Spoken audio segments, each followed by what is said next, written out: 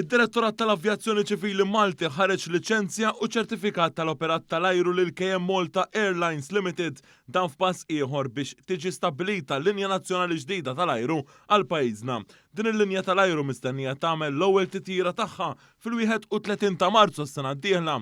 Dan tħabbar fi stqarrija mill-KM Malta Airlines Limited hekk kif ġie spjegat li din il-kumpanija se tkun qed tiffoka fuq destinazzjonijiet Ewropej importanti, destinazzjonijiet li se jgħaddu lil Malta mal-kapitali Ewropej tal-Punent. Fl-istess stqarrija, KM Malta Airlines ħabbret ukoll l-iskeda tat-titjiriet tagħha għas-sajf tas-sena d-dieħla u li għalihom il-bookings se jkunu qed jiftħu mill-4 ta' Diċembru li ġej. Din l-iskeda tibda topera mill-31 ta' Marzu tal-2024 sa' 26 ta' Ottubru tal-istess sena u b'kollox se tkun qed tkopri 17 l-ajruport fi 15 il-belt b'total ta' 8546 titjira. B'hekk b'kollox din l-iskeda se jkun hemm disponibbli aktar minn 1,400,000 post fuq l-ajruplani tal-kumpanija.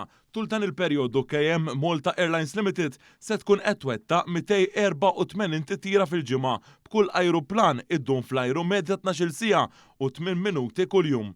Fil-fatt il-linja nazzjonali tal-ajru se tkun qed tuża 8 ajruplani li kull wieħed jifilħu medja 168 passiġġier. Id-destinazzjonijiet prinċipali tal-kumpanija tal-ajru Maltija f'din l-iskeda se tkun l-Italja bi 82 titjira fil-ġimgħa, Franza bi 48 titjira fil-ġimgħa, ir-Renju Unit b'44 titjira fil-ġimgħa u l-Ġermanja b'40 titjira fil-ġimgħa.